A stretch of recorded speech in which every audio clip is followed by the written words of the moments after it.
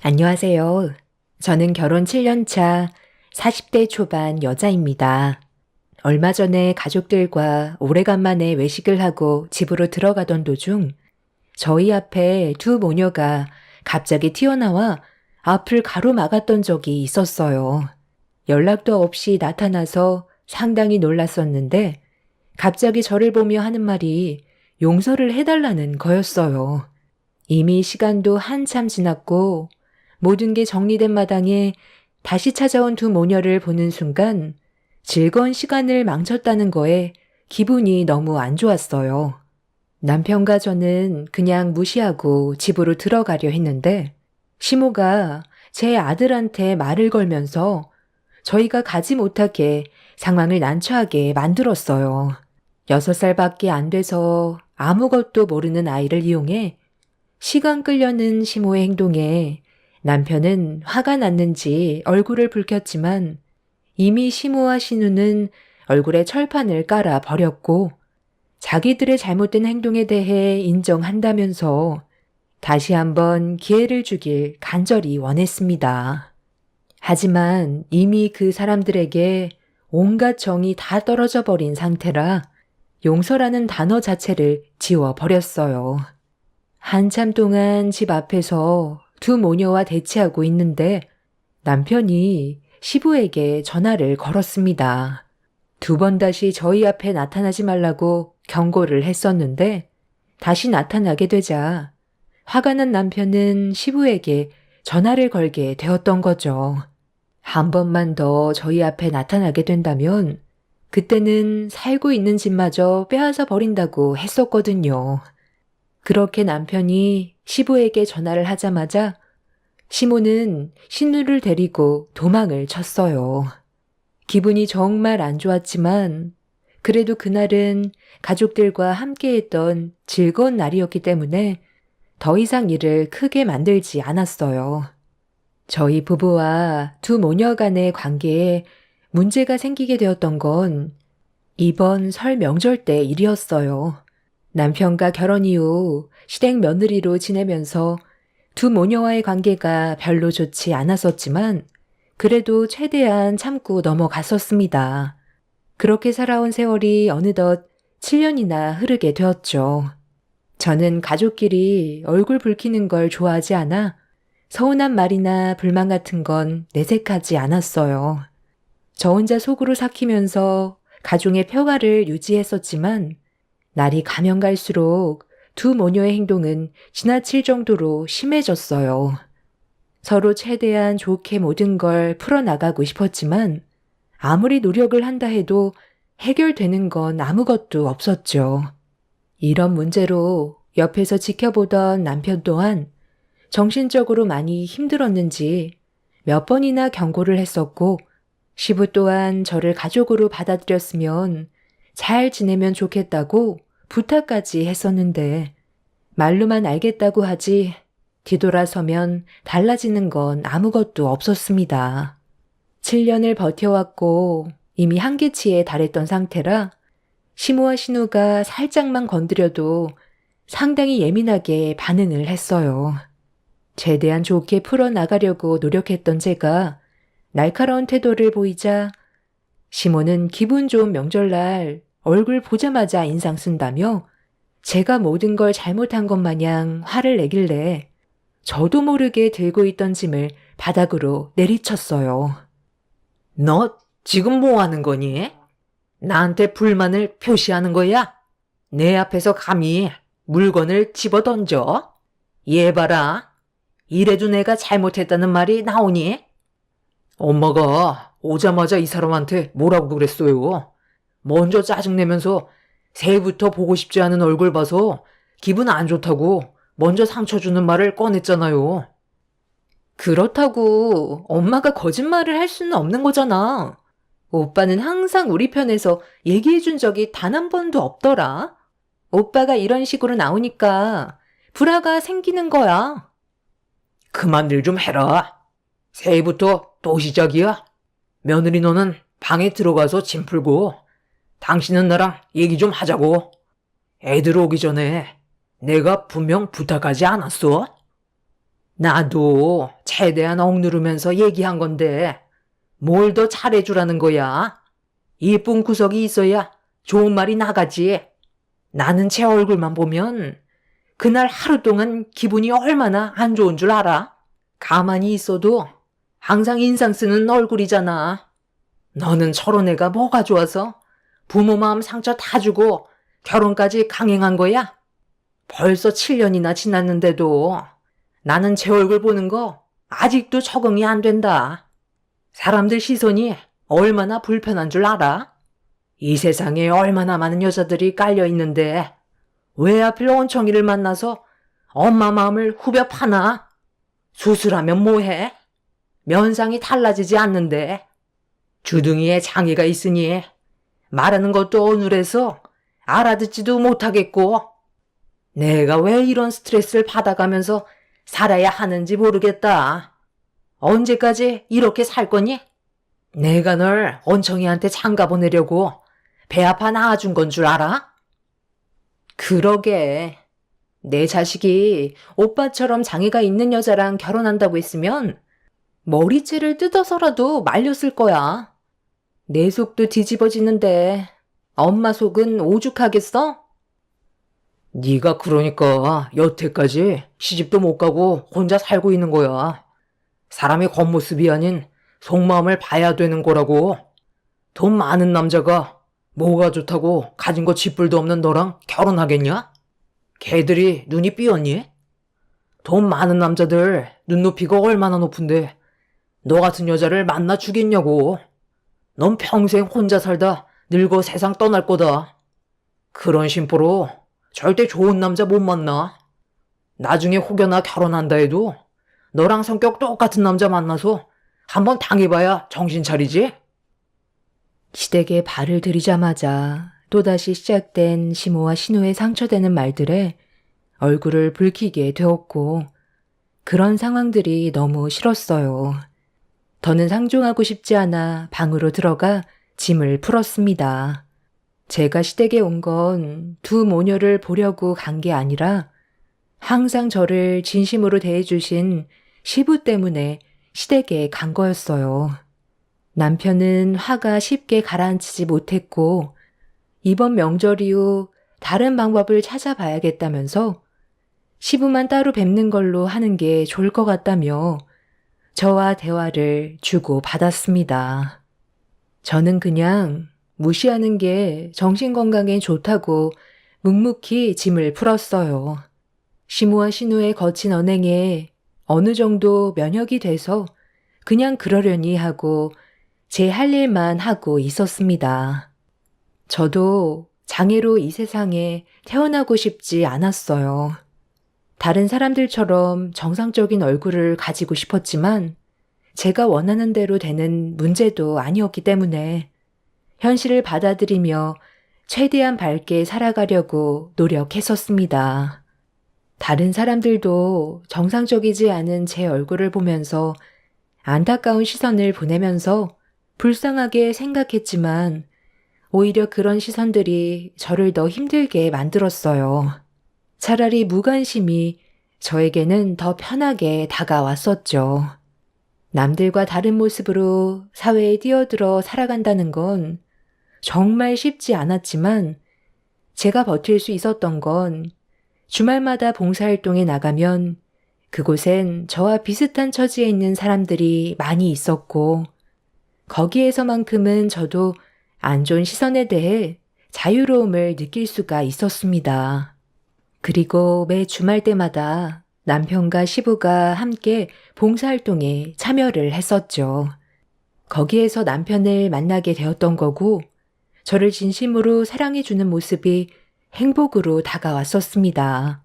하지만 결혼을 허락받으러 갔을 때 시모와 신우는 제가 평소에 느끼며 살아왔었던 안 좋은 시선으로 항상 바라봤었고 남편과의 결혼을 반대했었지만 이미 시부와 오랜 시간 함께 봉사활동을 하면서 좋은 관계를 유지해왔던 상황이라 시부의 허락으로 결혼식을 올릴 수가 있었어요.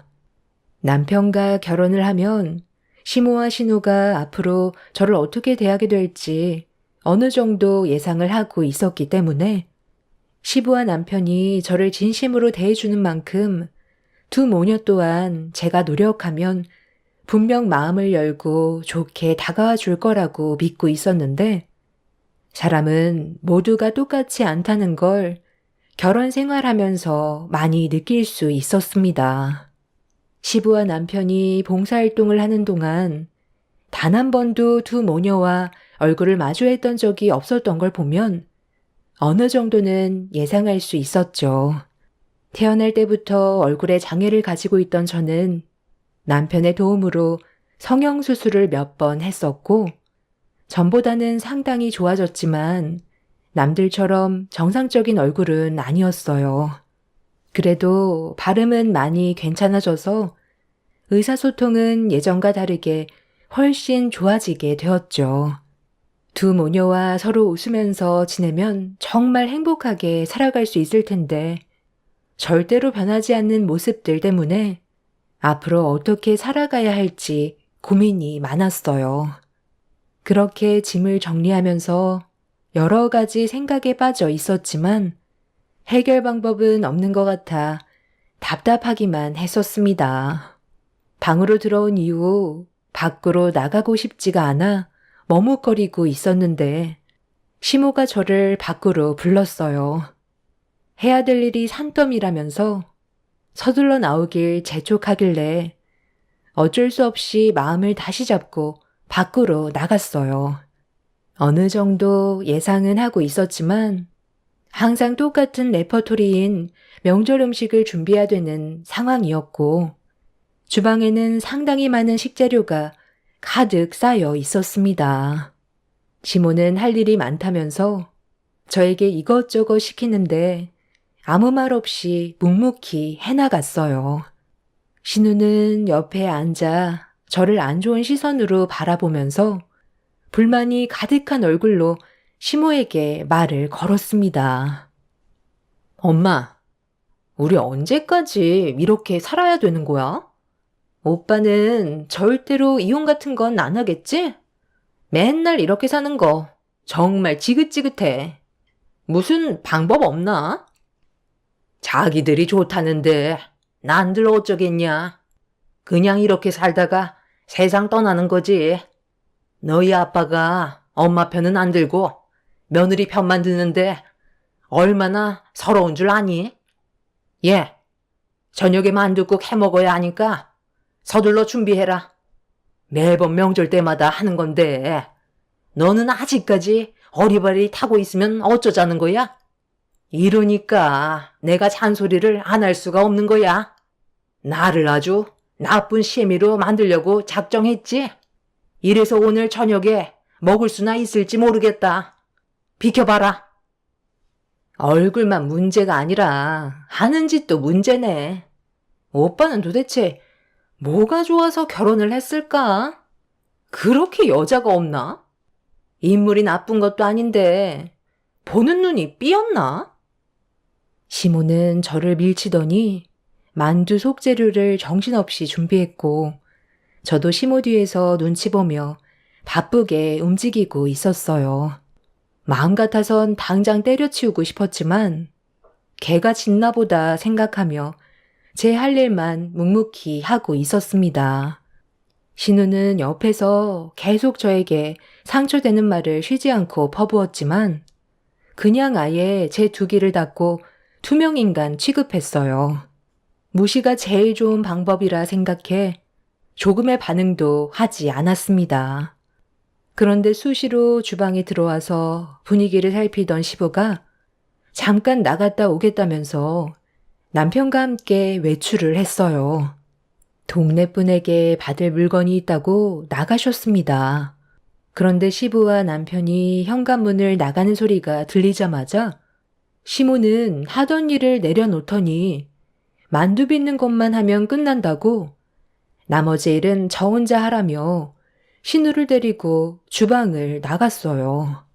시부가 나가자마자 보인 행동에 어이가 없어서 멍하니 서 있는데 시모는 그런 저를 무시하고 신우와 방으로 들어가더니 잠시 뒤 다시 주방으로 들어온 두 모녀는 얼굴에 팩을 붙인 채 자리에 앉았습니다. 제가 아무것도 하지 않고 멈춰 있자 얼굴에 팩을 붙인 시모는 손으로 지시를 하면서 서둘러 만두 빚기를 재촉했어요. 너, 뭐 하는 거냐? 왜 아무것도 안 하고 가만히 서 있어? 오늘 저녁 안 먹을 거니? 서둘러 준비를 해야 시간 맞춰 끝낼 수 있지. 내가 손 놨다고 너도 똑같이 하려는 건 아니지? 예전에는 내가 한마디 하면 껌뻑 죽어서 바로바로 움직이더니 이제는 내 말도 아예 무시하네. 너 혼자 만두 빚으라고 해서 기분 나쁘니? 엄마, 그런데 저 만두 우리 입으로 들어가야 되는 건데 너무 못생겼다. 저렇게밖에 못 만드나? 매년 명절 때마다 해오던 일인데 왜 만두가 저 모양이야? 그러게 말이다. 얼굴이 이쁘고 마음이 고와야 만두도 이쁘게 빚을 수 있는 건데 면상이 저러니 만두가 정상적으로 나오겠어? 사돈이 얼마나 손재주가 없었으면 너를 그렇게 만들어 놨겠어? 만두를 발로 만들었니? 얼마나 못생기게 만들었으면 얼굴이 그 모양으로 됐겠어? 생긴 것도 밥맛 떨어지게 생겼는데 내 아들은 어떻게 꼬셨는지 아직까지도 이해 불가야. 그 얼굴로 남자 후리는 재주는 그래도 있나 봐. 예, 오늘따라 팩이 너무 잘 먹는데 이거 비싼 거라더니 정말 다르긴 하네. 에이, 내가 뭐라고 했어, 엄마. 이거 붙이고 있으면 주름까지 싹 사라진다니까. 새언니 들어오고 엄마 얼굴에 주름이 얼마나 많이 늘었는지 알아? 예전에는 피부도 좋았었는데 스트레스를 많이 받아서 그런지 요즘 엄마 얼굴 말도 아니야. 오늘 속에 있는 말 다 끄집어내서 속 시원하게 풀어내셔. 맨날 아빠, 오빠 눈치 보면서 제대로 말도 못했잖아. 팔은 안으로 굽는다던데 우리 가족은 참 이상해. 도대체 어딜 봐서 이쁘다는 거야? 눈들이 맛이 같나 봐. 정말 듣자 하니까 둘 다 놀고들 있네. 내 욕하는 건 참아도 우리 가족들 욕하는 건 도저히 못 참겠다. 너희 나가리 나불대는 재주만 있니? 그 팩 붙인다고 뭐가 좀 달라질 줄 아나 본데 이미 마음씨가 썩어 있어서 그 사악한 얼굴들 조금도 바뀌지 않아. 마음씨가 좋아야 얼굴에도 변화가 생긴다는 거 몰라? 나도 참는데 한계가 있다고. 밀대로 내 얼굴처럼 똑같이 해줄까? 지들은 뭐 얼마나 잘났다고 사람 차별을 하고 있어? 내가 봤을 때 너희들이 더 불쌍한 인생을 살고 있는 건 아니? 맨날 남 욕하면서 사는 인생 행복하고 즐거워? 평생 그렇게 살다가 나중에 한번 된통 당해봐야 정신 차리지? 입값 만두 니들이나 많이 처먹어. 원래 조용한 사람들이 더 무서운 거 몰라? 우리 가족 욕한 거 절대 그냥 넘어가지 않을 거야. 당장 사과하지 않으면 끝장날 줄 알라고. 너, 방금 너희들이라고 그랬냐? 얘가 이제 아주 정신줄까지 났나 보네. 내가 누군지 잊어버린 거야? 어디서 밀대를 쳐들고 있어? 당장 안 내려놔? 저는 들고 있던 밀대를 사정없이 흔들면서 한바탕 난리를 쳤어요. 시모와 신우는 밀대에 본인들 얼굴에 맞을까봐 도망치며 저에게 화를 내고 있었죠. 이미 이성을 잃어버렸던 저는 빚었던 만두를 들어 두 모녀에게 한 채 망설임도 없이 집어 던졌고 집안은 순식간에 아수라장이 되어버리자 두 모녀도 더는 참기 힘들었는지 저에게 달려들었습니다. 서로가 7년간 쌓아왔던 안 좋은 감정을 전부 터뜨리게 되는 순간이었고 그렇게 주방 안에서 서로 뒤엉켜 뒹굴고 있는데 그 사이 시부와 남편이 집으로 들어왔어요. 주방에서 입에 담지 못할 험한 말들이 쏟아져 나오자 시부는 급하게 달려와 뭐 하는 짓이냐고 저와 두 모녀를 떨어뜨려 놓았지만 이미 시모는 눈앞에 아무것도 보이지가 않았는지 시부의 뺨에 손을 올렸고 신우는 바닥에 떨어져 있던 터진 만두를 남편의 얼굴을 향해 던졌어요. 저는 두 모녀에게 당했던 터라 옷이 찢기고 머리도 한 움큼 빠져 헝클어진 상태로 만신창이가 되어 있었는데 그동안 시댁의 며느리로 살아오면서 참고 있었던 서러운 감정이 한꺼번에 북받쳐 오르게 되자 결국 눈물은 멈추지 않았습니다. 남편은 제가 눈물을 흘리고 있는 모습을 보더니 신우에게 가까이 다가가 얼굴에 뺨을 올렸어요. 손이 사람한테 대하는 행동들이 전부 잘못됐다며 남편은 그날 버릇을 단단히 고쳐놓겠다면서 신우를 거실로 끌고 갔습니다. 시모는 집안에 분열이 생기게 된 건 전부 제 탓이라면서 분노한 얼굴로 저를 바라보았고 손에 잡히는 건 전부 저에게 집어 던졌어요. 그만 좀 하지 못해? 당신이 우리 집안의 어른이면 제발 어른답게 행동 좀 해. 그새를 못 참고 또 사고를 쳐? 내가 아까 뭐라고 그랬어? 오늘만큼은 조용히 지내자고 했었잖아. 당신이 분위기만 좋게 조성을 해줬으면 서로 웃으면서 행복하게 지낼 수 있는 건데 이런 식으로 서로에게 상처를 주면 앞으로 어떻게 살아갈 수 있겠어? 정말 며느리 얼굴 안 보고 살 거야? 아들이 평생 연락 끊고 살길 바라는 거냐고? 내가 하나만 생각하지 말라고 그랬지? 이제 어쩔 거야? 이 사태를 어떻게 수습할 거냐고? 무슨 일이 있었는지는 모르겠지만 당신이 또 먼저 시작을 했겠지. 쌤이 너도 더 이상 아빠 딸 아니다. 오늘은 최대한 서로 조심하자고 몇 번이나 얘기했어? 말로만 알았다고 그러더니 결국 일을 이렇게까지 만들어? 너도 내 집에서 당장 나가? 두 번 다시 아빠 앞에 나타나지 마. 아빠는 왜 새언니 편만 드는 건데? 엄마랑 내가 받고 있는 스트레스는 눈에 안 보이는 거야? 엄마가 얼마나 힘들면 이렇게까지 했겠냐고요. 누가 가족인데? 새언니가 아닌 우리가 가족이라고. 오빠도 그래. 어떻게 내 얼굴에 손을 올릴 수가 있어? 난 여자라고. 얼굴이 얼마나 중요한지 알아? 오빠라고 용서해주는 거 절대 없어. 당장 내 앞에 무릎 꿇고 용서를 구하지 않으면 바로 신고할 거니까 갈 때까지 한번 가보자고. 오늘로써 오빠랑 나와의 관계도 끝이야. 그거 잘 됐네. 너 같은 동생 나도 필요 없고 엄마도 필요 없어요. 사람 겉모습 가지고 비하하는 게 얼마나 보기 안 좋은 줄 알아? 둘 다 얼마나 잘났다고 이 사람한테 상처를 주는 건데. 나도 그동안 정말 참을 만큼 참았고 더 이상은 안 되겠어. 이런 식으로 살다간 정말 누구 하나 세상 떠나게 생겼다고. 차라리 연락 끊고 지내는 게 속 편하겠어. 아버지, 제가 뭐라고 했어요? 가는 동안에도 불안하다고 했었잖아요. 지금 집 밖에 있는 거 다시 처분할 거죠? 밖에 있는 것도 처분할 거고 너희 둘도 처분할 거다.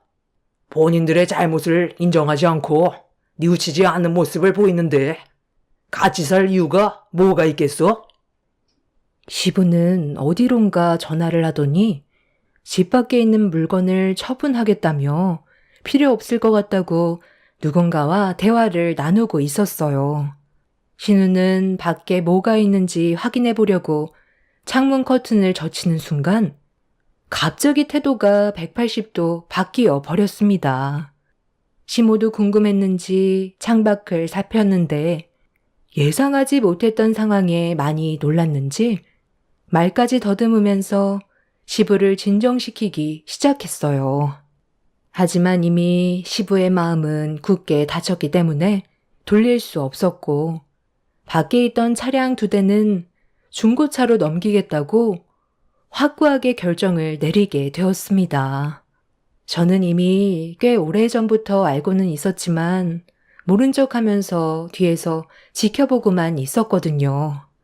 시부한 남편은 저와 두 모녀가 서로 잘 지내길 바라는 마음에 평소에 가지고 싶다던 고가의 외제차 2대를 구입했는데 설 명절 선물로 준비해서 저와 좋은 관계를 만들어주려고 신경을 썼지만 이미 시모와 신우는 돌이킬 수 없는 잘못을 저지르게 되었고 시부와 남편도 그간 참았던 화가 터져버리게 된 거였어요.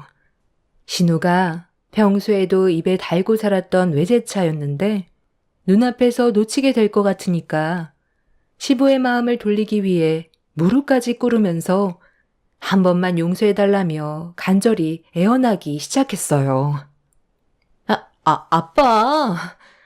이런 건 나한테 먼저 얘기해줬어야 하는 거 아니야? 놀래켜주려고 준비한 건 알겠는데 미리 알려줬더라면 이런 일은 생기지 않았을 거라고. 내가 저 차 얼마나 가지고 싶었는지 아빠도 잘 알면서 어떻게 중고차로 넘기겠다는 말을 할 수가 있어요? 나 저 차 절대 못 보내. 내가 잘못했어요. 앞으로 세훈이랑 웃으면서 잘 지낼 테니까 한 번만 기회를 주면 안 돼요? 저 차만 주면 시키는 거 다 할게요. 아빠가 원하는 대로 살 테니까 제발 저 주세요. 당신 정말 이럴 거야? 사전에 미리 얘기를 했어야지. 나는 뭐 며느리한테 화를 내고 싶어서 그랬는 줄 알아? 서로 잘 지내보자고 대화하다가 의견 차이가 생겨서 얼굴을 붉히게 됐던 거지. 나는 며느리한테 조금의 감정도 없다고. 내 지인들도 전부 다 외제차 타고 다니는데 국산차 타는 게 얼마나 창피했는지 알아? 당신이 원하는 게 며느리와 잘 지내는 거라면 그거 들어줄게. 어려운 거 아니니까 앞으로 지켜보면 되잖아. 저게 얼마짜리인데 중고차로 넘겨? 이미 끝났어. 둘 다 저 차가 가지고 싶어서 지금 당장 화를 가라앉히려는 것 같은데 다들 내 성격 알잖아? 한번 돌아서면 다시 되돌릴 수 없다고. 내가 기회를 한 번만 줬어? 며느리가 우리 식구가 된 지 벌써 7년이야. 그동안 얼마나 많은 걸 참고 있었는데 나보고 또 그 거짓말에 속으라고? 너희들한테 질려버려서 어떤 말도 듣고 싶지 않다. 그리고 당장 내 집에서 나가. 당신도 예외 없어. 가진 것도 지뿔없는 당신, 내가 걷어준 것만도 감사하게 생각하면서 살아야지. 배부르고 등 따시니까 예전 생각 전혀 안 나나 봐. 내가 이 말까진 안 하려 했는데 부모한테 버려져서 시설에서 혼자 살다 사회로 나와 입에 풀칠하는 것조차 어려워 쓰러지려는 거 내가 걷어들여줬던 거 기억 안 나? 그때 당신 나한테 뭐라고 그랬어? 똑같은 처지에 있는 사람 보면 지나치지 않고 베풀면서 살겠다며? 그런데 지금 당신 하는 행동을 봐봐. 이게 며느리를 위해주고 행복한 가정을 꾸리려고 노력한 결과야? 집안 꼴을 보라고. 예전에는 작은 거에도 항상 감사하게 생각하던 사람이 이제는 배가 불러서 과거에 어떻게 살아왔는지 전부 잊어버린 거지. 다시 예전으로 한번 돌아가봐. 당신도 좀 깨닫는 게 있어야 돼. 둘이서 지낼 수 있는 작은 집 하나 마련해 줄 테니까 당분간 거기에서 지내도록 해. 앞으로 몇 달이 될지 몇 년이 될지 그건 모르겠지만 너희 둘이 조금도 변하지 않는다면 앞으로 우리 집안 식구는 될 수 없어. 굶어 죽지 않을 정도의 생활비는 줄 테니까 벌어먹고 사는 건 둘이 알아서 해. 두 모녀가 잘못했다고 손이 발이 되도록 빌었지만 이미 시부는 화가 머리끝까지 올라왔던 상태라 차단해 버렸어요. 남편은 시모와 신우를 밖으로 내쫓아 버렸고 신우는 외제차 앞에서 펑펑 울며 가질 수 없는 물건을 어루만지고 있었습니다. 시모는 대화 좀 하자고 저에게 미안했다며 용서를 구했지만 이미 저도 너무 큰 상처를 받아서 받아줄 마음은 조금도 없었어요. 그렇게 한바탕 난리가 난 이후 벌써 6개월의 시간이 흘렀습니다. 두 모녀는 먹고 살기 위해 생전 안 해보던 식당 일을 하면서 입에 풀칠을 하고 있어요. 처음에는 어느 정도 생활비를 지어줬었는데 시모가 저에 대한 불만이 풀리지 않았는지 술 먹고 한바탕 난리를 쳐서 생활비도 끊어버렸죠. 한 번만 더 문제를 일으키게 된다면 살고 있는 집마저도 처분하겠다고 경고를 했었습니다. 그렇게 두 모녀가 최근까지 조용히 살다가 얼마 전에 외식을 하고 집으로 들어가고 있던 저희 앞에 나타났었죠. 지금 사는 게 많이 힘들다면서 용서를 구했지만 진심이 느껴지지 않아 받아주지 않았습니다. 정신 차리려면 한참 멀었다고 생각해요. 앞으로 얼마나 더 많은 시간 동안 이런 관계가 유지될지 모르겠지만 상당한 기간이 필요할 것 같습니다. 한 번 받은 상처는 쉽게 치유가 되지 않잖아요. 지금 이대로가 저는 너무 좋습니다. 앞으로 조용하게 살고 싶어요. 본인들이 무엇을 잘못했는지 진심으로 깨닫게 되는 날이 언젠간 찾아오겠죠. 장애를 가진 저도 똑같은 사람이에요. 울고 웃고 상처받는 감정이 있는 사람입니다. 시모와 신우 말고도 주변에서는 항상 장애를 가진 사람을 비하하거나 안 좋은 시선으로 불편하게 생각하는 사람들이 많이 있는데요. 겉으로 표현을 안 하는 것뿐이지 저희도 다 느끼면서 살아가고 있어요. 하나의 공동체로 스며들어 자연스럽게 살아가는 걸 원하는데 그게 말처럼 쉬운 문제는 아닌 것 같습니다. 제 사연을 들어주시는 분들께선 지나가다가 몸이 불편한 사람을 보게 된다면 안 좋은 시선보단 따뜻한 말 한마디 건네주시길 부탁드릴게요. 이 험한 세상에서 살아가는데 많은 힘이 될 수 있거든요. 무더운 날씨 더위 조심하시고 여러분들의 가정에는 언제나 행복만 가득하시길 바랍니다. 감사합니다. 안녕하세요. 저는 40살에 결혼 12년 차 된 여자입니다. 이번에 정말 충격적인 상황을 겪었고 누구한테도 말 못할 고민이라 익명의 힘을 빌려 여기에 제 사연을 들려드릴까 합니다. 부디 그냥 지나치지 마시고 한마디라도 꼭 부탁드릴게요. 남편과 처음 만났을 때가 생각이 나네요. 저희는 야간 헬스장에서 처음 만나게 되었어요. 제가 회사에서 오랫동안 앉아있는 일을 장시간 해서 그런지 허리가 많이 약했거든요. 병원에서 척추 측만증 진단을 받게 되었어요. 너무 심한 편은 아니라 허리 강화 운동을 추천해 주었고 그렇게 집 근처 헬스장을 다니기 시작했습니다. 거기에서 만난 남편은 헬스장을 운영하고 있던 트레이너였고 1:1 개인 관리를 받게 되면서 허리 운동을 집중적으로 하기 시작했어요. 결과는 좋았어요.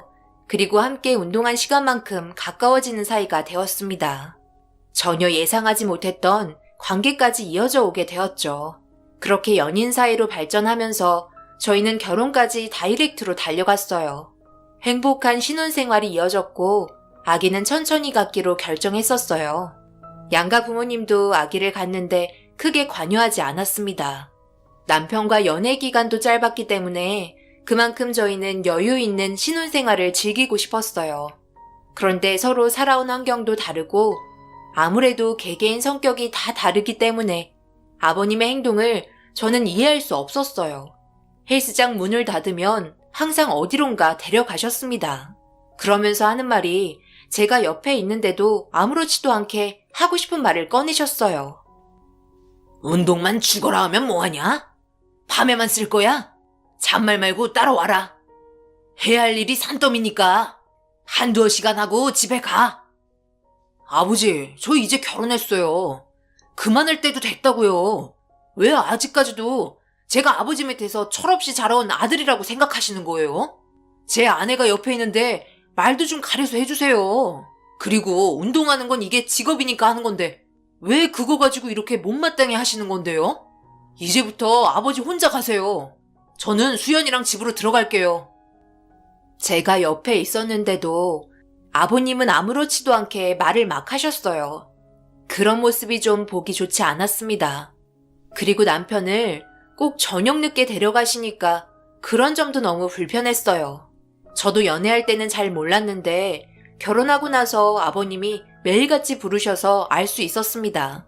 제가 결혼하고 나서 더 심하게 부르기 시작하셨고 저는 남편과 집에 들어가면서 진지하게 대화를 나누게 되었어요. 아무래도 아버님과 함께 일하는 게 마음에 들지 않는다고 제 속마음을 꺼내게 되었습니다. 이런 문제가 남편도 어느 정도 인지하고 있었는지 미안하다는 말을 꺼냈어요. 아버님은 남편을 데리고 밤마다 간 곳은 다름 아닌 고물상이었어요. 아버님이 고물상을 하시거든요. 낮에는 워낙 많은 고물들이 들어오다 보니까 거의 밤 시간에 분류 작업과 분해 작업이 이루어지는데 직원들이 퇴근하고 남은 잡일을 남편에게 시키고 있었습니다. 다음날 해도 되는 일인데 일거리가 쌓여있는 걸 워낙 싫어하셔서 어떻게든 끝내려고 저녁에 남편이 헬스장 문을 닫을 때 데려가십니다. 처음에는 아버님 일이 우리 일이라고 생각했었어요. 그런데 그 시간이 문제였습니다. 헬스장은 12시에서 1시에 닫거든요. 야간에 운동하러 오시는 분들이 많아서 새벽 1시까지 시간을 늘리게 되었어요. 그런데 그 시간 맞춰서 남편을 데리고 가면 정말 늦게 들어오는 날은 새벽 6시가 되어버립니다. 그럼 남편은 다음날 헬스장 오픈하고 몸 만드는데 균형이 깨져서 많이 힘들어해요. 그래서 무리가 있다고 얘기해도 그때뿐입니다. 한두 시간만 하고 들어가라고 부탁하셔서 가서 도와드리게 되면 어김없이 새벽 5시나 6시 됩니다. 그래서 남편도 싫다고 강하게 얘기하게 되었던 거고 저도 그런 부분들이 불만으로 다가오게 되면서 아버님에게 투정을 부리게 되는 상황도 오기도 했었어요. 하지만 아버님은 다음날도 또 다음날도 오셔서 남편을 데려가요.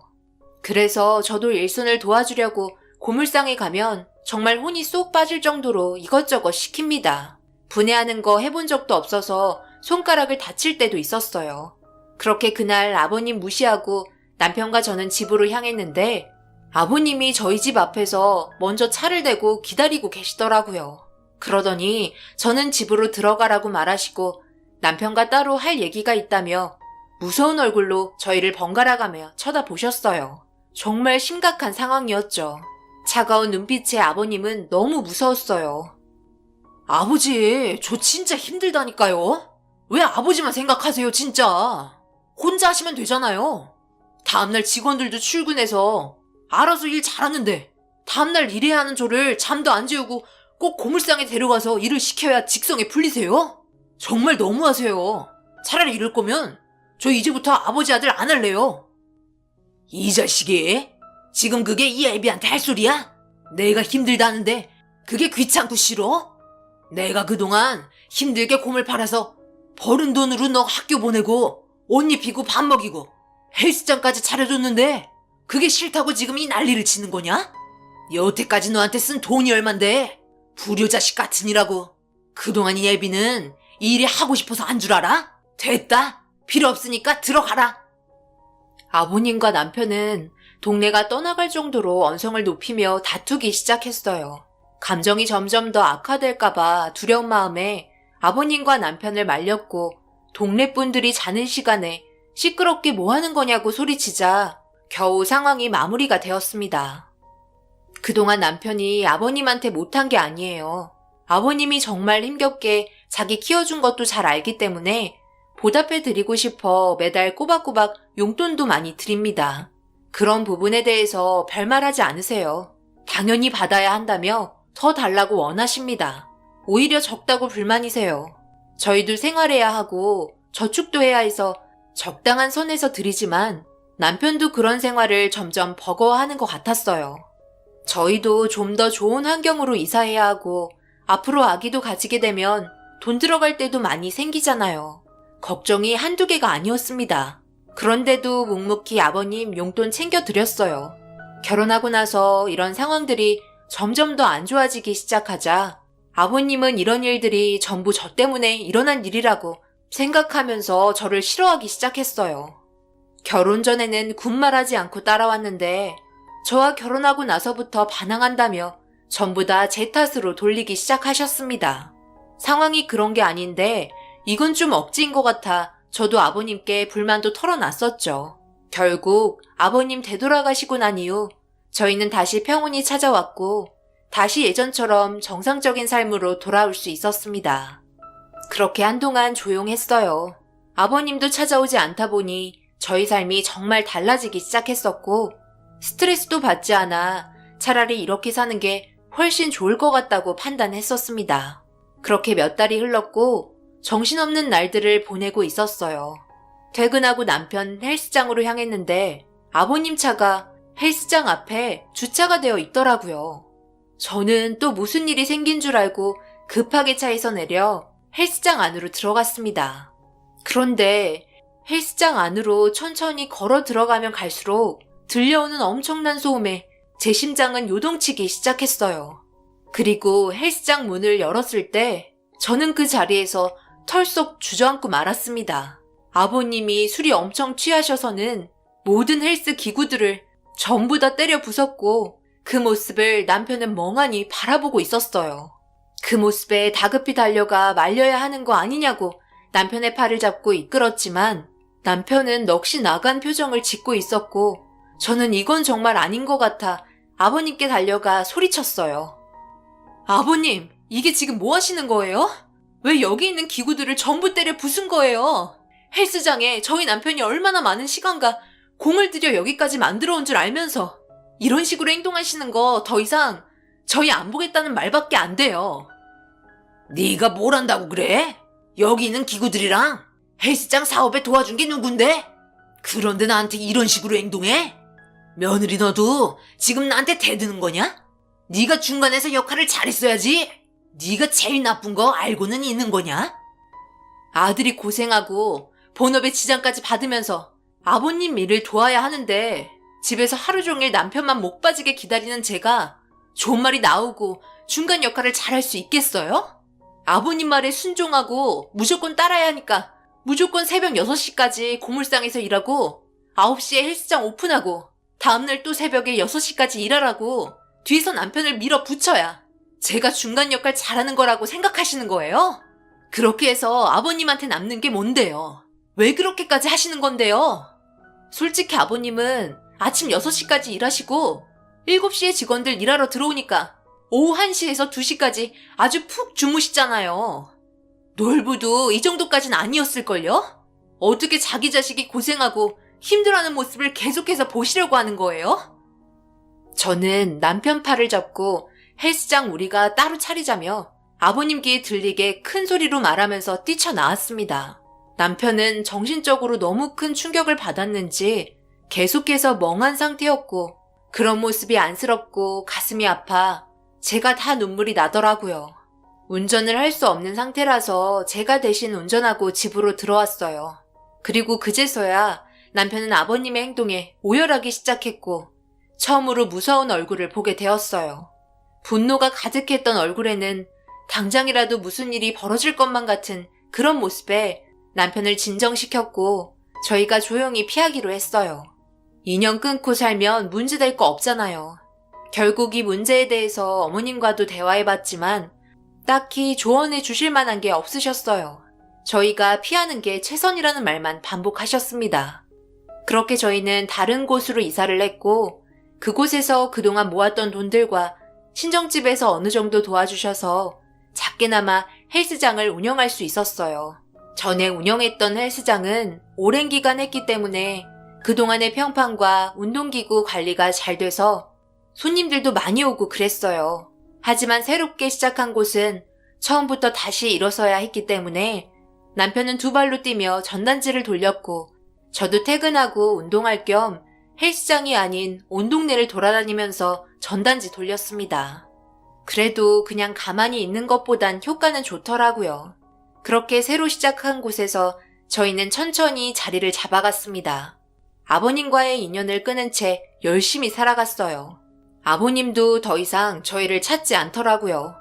시간은 계속해서 흘러갔고 남편과 저는 아버님에게 향한 가슴 아픈 마음의 골은 점점 더 깊어진 상태가 되었고 그 기간이 무려 10년이나 되었습니다. 그런데 이런 상황에서 저희가 계획했던 게 마음처럼 되지 않는 문제가 있었어요. 신혼생활 어느 정도 보내고 뒤이어 아기를 가지려고 노력했지만 생각했던 것처럼 쉽지 않았어요. 남들은 쉽게 아기도 갖는 것 같았는데 저희는 결혼했을 당시 남편과 제 몸 상태에 대해서 검사를 했었거든요. 둘 다 아무런 문제가 없다고 진단받았었고 좋은 결과를 기대했었는데 그렇지 못해 너무 가슴이 아팠어요. 남편은 전부 자기 잘못이라며 저를 위로해 주었지만 시간이 지나면 지날수록 저는 정신적으로 너무 힘이 들었습니다. 그래서 산부인과를 다시 찾았고 제 진단 결과 호르몬 불균형 판정을 받게 되었어요. 그리고 그에 따른 불임도 함께 동반될 수 있다는 충격적인 말을 듣게 되었어요. 항체 형성 호르몬과 난포 자극 호르몬의 주요 임무는 체내에서 어포 조직의 발육과 배란을 촉진하는 작용을 하는데 수치가 높으면 생리가 멈추거나 또는 불임증이 생긴다는 믿을 수 없는 결과에 심각한 문제가 생기고 있다는 걸 너무 늦게 알게 되었어요. 여자로서 정말 가슴 아픈 일이었습니다. 그래서 주기가 불규칙했었고 저는 그저 생활 패턴이 바뀌고 그동안 몸에 무리가 많이 와서 그런 줄로만 알고 있었어요. 그런데 그게 아니었다는 게 너무 충격이었죠. 하지만 몸의 회복은 좀처럼 좋아지지 않았고 단 한 번의 임신조차 되지 않았습니다. 10년 동안 말이죠. 그리고 이런 불행 속에 경기까지 안 좋아지면서 헬스장의 손님은 점점 줄어들었고 결국 폐업까지 하게 되는 악순환이 계속 이어져 왔어요. 모든 게 너무 좋지 않았기 때문에 그에 따른 스트레스 동반으로 몸의 불균형은 점점 더 심해졌습니다. 아무래도 어려운 상황이 계속 겹치게 되니까 남편과도 자주 다투게 되었고 정신적으로 너무 많이 힘들었어요. 결국 다른 헬스장에서 월급 받으며 일을 해야 했어요. 그래도 그나마 먹고 살 수 있어서 다행이었습니다. 제가 버는 돈이 많지 않았기 때문에 헬스장 운영하면서 들어간 대출 빚을 갚으며 생활하기에는 한계가 있었거든요. 그래도 월급 받으면서 일하는 것도 나쁘지 않았어요. 크게 신경 써야 할 게 없었기 때문에 오히려 속은 편했거든요. 그렇게 하나하나 해결해가며 살아가고 있는데 시어머니한테 전화가 왔어요. 별로 받고 싶지 않았습니다. 전화 받으면 하는 말이 시아버지 몸 상태가 많이 안 좋아져서 얼굴 한번 내밀어 봐야 하지 않겠냐는 말이었어요. 그래도 낳아준 부모인데 아들 된 도리로 얼굴 비춰봐야 하지 않겠냐며 남편이 전화를 받지 않아 저한테 지속적으로 전화를 하셨습니다. 결국 이 문제로 남편과 진지하게 대화를 이어나갔어요. 그래도 아버님 얼굴 한번 봐야지 않겠어? 말로는 인연 끊겠다 했지만 세상 떠나고 나서 후회할 일 생길 바엔 차라리 얼굴 한번 보고 속 편히 사는 것도 괜찮다고 생각하는데 결정은 당신이 하겠지만 나는 후회할 것 같으면 그냥 눈 딱 감고 얼굴만 비추고 오는 걸로 하자. 별 문제 없겠지. 아버님 연세도 있으시고 여태까지 전화 한 통 안 하셨잖아. 글쎄, 후회할 일이 올까? 아버지랑 함께했던 추억이 좋은 추억은 하나도 떠오르지 않고 전부 안 좋은 기억만 가지고 있어서 지금 당장 발이 떨어지지 않네. 좀 더 시간이 필요할 것 같으니까 이런 대화는 그만하자. 우리 상황도 안 좋은데 다른 곳에 신경 쓰는 것도 골치 아파. 어느 정도 마음의 여유가 필요할 것 같으니까 이 문제는 나중에 다시 얘기하자. 남편은 더 이상 긴 말을 하고 싶어 하지 않았어요. 내심 기대하고 있었던 어머님은 남편과 대화한 말을 전해 듣곤 기분이 많이 안 좋으셨는지 제가 그런 거 하나 컨트롤 못한다고 애도 못 낳고 하는 일 전부 마음에 드는 구석이 없다며 저에게 화풀이를 하셨습니다. 아버님이 폐암 사기라서 오늘 내일 하시는 상황 같았어요. 벌써 온몸에 전이가 많이 진행이 된 상태였습니다. 그래도 사람이 세상 떠날 날이 얼마 남지 않았다는데 이렇게 그냥 떠나보내면 나중에 정말 후회할 것만 같아 어찌 사는지 나중에 들러봐야겠다 생각하고 있었어요. 왜 인생을 살아가면 갈수록 마음의 여유는 없어지는 건지 차라리 혼자였을 때가 좋았다고 생각이 들더라고요. 그만큼 결혼 생활하면서 채워주지 못하는 부분들이 많아져서 더 그런 것 같았어요. 그래도 결혼했고 둘이 열심히 살아보겠다고 발버둥 치고 있으니 언젠가 좋은 결과 올 거라고 생각하며 퇴근하고 남편 들어오기 전에 맛있는 밥상 차려 준비했습니다. 그런데 그날따라 퇴근 시간이 많이 늦어지고 있었어요. 걱정되는 마음에 전화도 해봤는데 받지 않더라고요. 그렇게 한참이 지나 현관문으로 들어온 남편이 걸음걸이가 이상한 상태로 들어오고 있었고 상당히 괴로워하고 있었어요. 저는 너무 놀라 무슨 일이냐고 물어봤어요. 갑자기 무슨 일이야? 걸음걸이가 왜 그래? 어디 다쳤어? 헬스장에서 안 좋은 상황이 생겼던 거야? 그게 운동하시는 분이 운동 좀 도와달라고 그래서 대신 들어주고 있었는데 뒤에서 회원분이 균형을 잃음과 동시에 나를 밀치는 바람에 운동기구에 바지가 끼게 되었는데 무거운 덤벨이 내려오면서 거기가 짓눌리는 바람에 찢어져 버렸어. 그래서 어쩔 수 없이 복용수술을 해야 하는 상황까지 오게 돼서 급하게 수술을 진행했네. 다행히 크게 문제는 없다고 하셨어. 그래도 몇 달은 지나야 완전히 좋아질 것 같아. 나 일단 너무 괴로우니까 침대에 좀 누워있을게.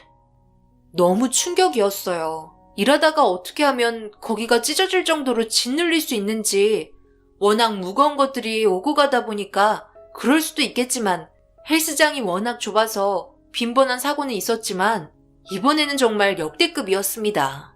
쪼그리고 누워있는 남편의 모습이 참 안쓰럽더라고요. 결국 몸이 완전히 회복이 되는 시간 동안 집에서 쉬고 있었고 저는 평상시처럼 회사 일하며 지내고 있었어요. 그렇게 남편도 최대한 빨리 몸을 회복시키려 노력을 많이 했습니다. 한 6개월이 지났을 시점에 남편의 몸도 정상적으로 돌아왔고 별 문제 없이 지내오고 있었어요. 그리고 그 주에 친정집에 들려야 하는 일이 있어서 남편과 친정으로 향했는데 그날따라 속이 계속 울렁거리더라고요. 원래 멀미 같은 거 전혀 하지 않는데 뒷자리에 탄 것도 아니고 앞자리에 탔는데 너무 멀미가 심하길래 금방 도착하는 거리를 2배 이상 걸려서 도착을 하게 되었어요. 아무래도 멀미를 심하게 하다 보니 친정엄마가 신경 써서 해주신 맛있는 음식을 제대로 먹지도 못하겠더라고요. 평상시 때보다 음식 냄새도 너무 거북해서 결국 화장실에서 구토를 하고 말았습니다.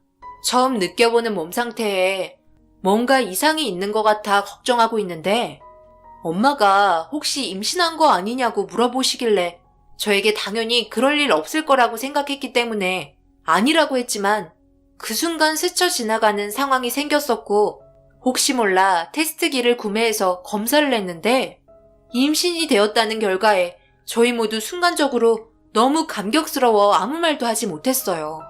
거의 12년 만에 찾아온 결과였습니다. 저는 눈물을 흘렸고 부모님께서도 진심으로 축하해 주셨어요. 남편도 믿기지 않았는지 고생했다며 제 손을 잡아주었습니다. 그리고 임신 소식을 시어머니께 알리게 되면서 자연스럽게 아버님 귀에까지 들어가게 되었어요. 산부인과에서 검사 결과 태아는 건강하다는 진단을 받았었고 몸 상태가 좋은 상태에서 임신한 게 아니라서 집에서 안정을 취하길 권장했습니다. 회사에다 사정을 얘기한 후 안정권에 들어갈 때까지 당분간 일을 쉬기로 했어요. 그리고 제 임신 소식에 겸사겸사 얼굴을 보고 싶으셨는지 저희 집에 찾아오셨습니다. 그런데 어머님 뒤에 아버님이 따라오셨더라고요. 너무 놀란 상태였고 기분이 썩 좋진 않았지만 12년이라는 시간 동안 제 감정도 어느 정도 가라앉은 상태라 별말 없이 집에 들어오게 했어요. 아버님은 마스크를 착용하고 계셨고 몸이 좋지 않아서 그런지 몰골이 너무 심각했어요. 거기에 더해 전에는 살도 많이 붙어 있으셨는데 12년 만에 처음 본 아버님의 모습은 너무 삐쩍 말라버린 상태였어요. 그만큼 몸의 상태가 심각하다는 걸 느낄 수 있었습니다. 서 있기가 힘드셨는지 소파에 털썩 앉으셨고 아버님의 무서웠던 눈빛은 사라지고 없었어요. 저를 보며 임신 축하한다고 얘기하시면서 손자보고 세상 떠나야 하는데 시간이 허락해주지 않을 것 같다며 씁쓸한 웃음을 마스크를 벗으면서 보여주셨습니다. 셋이 둘러앉아 이런저런 얘기하다 보니 남편 퇴근 시간이 다가왔고 어머님은 아들 얼굴 보고 가자며 일어나려는 아버님을 붙잡고 있었어요. 결국 남편이 퇴근하고 들어오게 되면서 저희가 둘러앉은 모습을 보게 되었고 다시 현관으로 나간 남편을 아버님이 일어나셔서 둘만 대화하고 싶다며 따라 나가셨어요. 어머님은 남자들끼리 대화하게 내버려 두라며 진지하게 대화하면 서로의 안 좋았던 감정이 풀릴 거라고 걱정하지 말라면서 화제를 다른 곳으로 돌리셨고 어머님과 이런저런 대화가 오고 가게 되었어요. 하지만 저는 온통 신경이 아버님과 남편 쪽으로 기울여져 있어서 결국 참다 못해 무슨 일이라도 벌어질까봐 어머님 화장실 들어간 사이 현관으로 나갔어요. 엘리베이터 옆에서 둘이 대화하는 게 들려왔고 목소리가 좋지 않은 것 같아 일단 상황을 정리하려는데 아버님이 남편에게 화를 내며 충격적인 말을 꺼내기 시작하셨습니다. 그리고 그 말을 듣고 있었던 저는 그 자리에서 주저앉았네요. 그건 너만 생각한 행동이잖아. 왜 똑같은 일을 반복하는 거야? 내가 분명히 뭐라고 그랬어? 절대 풀지 말라고 했지? 만에 하나 며느리 뱃속에 있는 아기가 장인이면 그때는 어떡하려고? 그때도 똑같이 며느리랑 아이 버릴 거냐? 제가 언제 버린다고 그랬어요? 그리고 저도 그때는 장인 낳을 거라고 생각 못 했잖아요. 그때는 결혼하기 전이었고 동거하면서 실수로 생긴 문제이고 지금 다 해결되었는데 왜 이제 와서 그 문제를 걸고 넘어지는 거예요? 걔가 헤어지자고 했고 그리고 그 아이는 고아원으로 보냈잖아요. 이런 문제 수연이 귀에 들어가면 정말 곤란하니까 나중에 고물상 찾아갈 테니 그때 따로 얘기해요. 두 번 다시 과거에 있었던 일들 입 밖으로 꺼내지 마세요. 걔한테 전화 왔다. 생활이 힘들다고 돈 좀 달라고 하더라. 자기가 10달 품어서 낳은 자식인데 고아원에 보낼 수 없었다고 울면서 얼마 전에 찾아왔었어. 네가 장애인 아이라고 고아원에 일방적으로 두고 왔었다며? 그래서 헤어진 거고 내가 세상 떠나기 얼마 남지 않았는데 우리 며느리한테도 똑같은 일이 벌어질까봐 내가 그거 걱정돼서 하는 소리다. 저도 그동안 정신적으로 정말 많이 힘들었다고요. 그래서 10년 넘게 정관수술 풀지 않은 거고요. 그런데 사고로 인해 수술하게 되면서 풀어달라고 했어요. 저도 풀면 안 된다는 거 잘 알아요. 스테로이드 주사를 계속 맞고 있으니까 부작용이 따라오는 거 잘 알고 있어요. 그런데 정상적인 아이가 나올 수도 있잖아요. 모든 건 하늘에 맡길래요. 더 이상 수연이 괴로운 것도 못 보겠어요. 저는 남편과 아버님이 비상계단에서 나는 소리에 정신을 차릴 수 없었어요. 그동안 저 혼자 임신하려고 별의별 노력을 다했었는데 제 몸에만 문제가 있는 줄 알았는데 남편한테 더 큰 문제가 있었습니다. 거기다가 스테로이드 주사를 맞지 않겠다고 약속했었어요. 헬스하는 사람이라면 거의 다 맞는다고 했었지만 제가 말한 부탁을 들어주는 줄 알고 있었습니다. 그래요. 그건 그렇다 쳐요. 어떻게 과거에 만난 여자가 아이까지 있었다는 걸 숨겼다는 건 도저히 용서할 수 없었습니다. 장애인 아이라고 고아원에 두고 왔다는 것도 너무나 큰 충격이었죠. 그래서 장애인이 또 나올까봐 정관수술을 했던 거였어요. 도저히 믿을 수 없는 대화의 내용에 저는 힘겹게 벽에 몸을 기대어 일어난 후 다시 집으로 들어가려고 하는데 제 뒤에 시어머니가 저를 쳐다보며 입을 막고 계셨습니다. 저와 마주친 눈빛은 그동안 잘 숨겨왔다가 걸렸다는 눈빛이었어요. 한참 동안 아무 말 없이 시어머니와 서로 쳐다만 보고 있자 뒤이어 남편과 아버님이 걸어 나오셨고 제가 서 있는 모습을 보게 되자 두 분이서 놀라셨는지 그 자리에서 주저앉으셨어요. 제 눈에는 눈물이 흘렀고 쏟아진 물을 주워 담을 수 없었습니다. 저를 말리며 절대 그런 거 아니라고 애원하며 붙잡았지만 그렇다고 모든 게 해결될 수 있는 문제는 아니었어요. 남편은 철없었을 때의 일이라며 용서해달라고 친정집에 가려고 하는 절 붙잡았어요. 하지만 그동안 이런 사실을 숨겼던 거와 제가 그토록 바라고 있었던 임신을 하지 못하게 하려고 수술을 한 부분들이 용납이 안 되더라고요.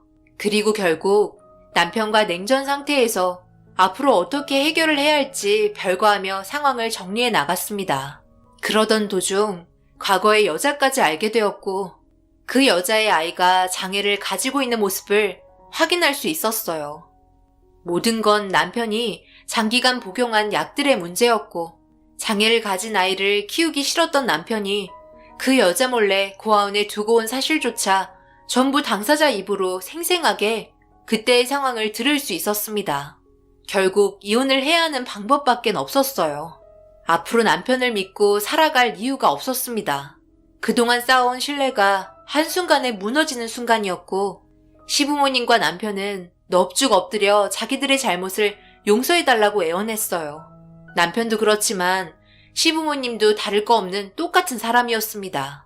그렇게 이혼을 준비하는 동안 제 뱃속에 있는 아이는 점점 커져가기만 했어요. 그리고 출산을 함과 동시에 아이의 상태를 먼저 확인하게 되었습니다. 다행히 손과 발이 전부 멀쩡했고 별다른 장애가 없다는 걸 확인한 순간 하늘에 감사했어요. 시댁 집안은 아이를 보고 싶어 했지만 절대 얼굴 보여주지 않았습니다.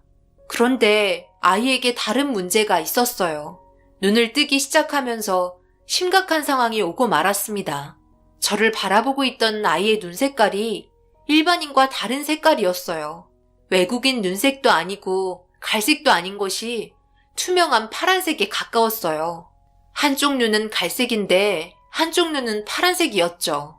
그 모습에 하늘이 무너졌고 병원에서 진단 결과 멜라닌 색소 부족이라며 좀 더 지켜봐야 할 것 같지만 눈색이 돌아오지 않을 수도 있다는 충격적인 진단을 받게 되었습니다. 저에게 이런 절망적인 결과를 안겨준 남편이 원망스러웠고 진단 결과를 듣게 된 남편 또한 좌절하며 눈물을 흘리고 있었어요. 너무 화가 난 나머지 아이를 보여주자마자 저와 아이에게 미안하다는 말을 반복했어요. 저는 2번 다시 얼굴 볼 생각하지 말라며 그때처럼 우리 아이도 고아원에 두고 올 거냐며 소리를 질렀고 남편 얼굴에 이혼 서류 던지고 뒤돌았습니다. 그렇게 남편과 이혼을 하게 되었고 저희 가족을 상대로 과거의 행동들에 대해 숨기고 있었던 부분들까지 사기죄로 고소를 진행했어요. 그에 따른 손해배상 위자료 청구까지 받게 되었습니다. 그리고 현재 저는 제 아이와 잘 살고 있는데요. 정말 다행인 건 산부인과 원장님께서 시간이 지나면서 갈색으로 자연스럽게 바뀔 수도 있다고 진단을 했었는데 지금 현재 양쪽 눈이 거의 비슷하게 색이 맞춰지고 있어요. 아이 몸에 좋은 거, 눈에 좋은 음식들 많이 먹이고 있고 하루하루 좋아지는 모습을 보이고 있습니다. 다른 데는 전혀 문제가 없어서 정말 다행이에요. 앞으로 우리 아이와 행복하게 잘 살았으면 좋겠어요. 그리고 과거의 시부모님과 남편이 했던 나쁜 행동들에 대해서는 하늘에서 벌을 내려줬으면 좋겠습니다. 언젠가 그런 날이 올 거라 생각해요. 과거가 어찌되었든 지금 현재가 제일 중요하잖아요. 저희 가족에게 좋은 일들이 가득할 수 있도록 저에게 힘이 되어줄 수 있는 한마디씩 부탁드려도 될까요? 제 사연 들어주신 분들 언제나 평온하시고 행복한 가정 잘 이끌어 가시길 바랍니다. 감사합니다.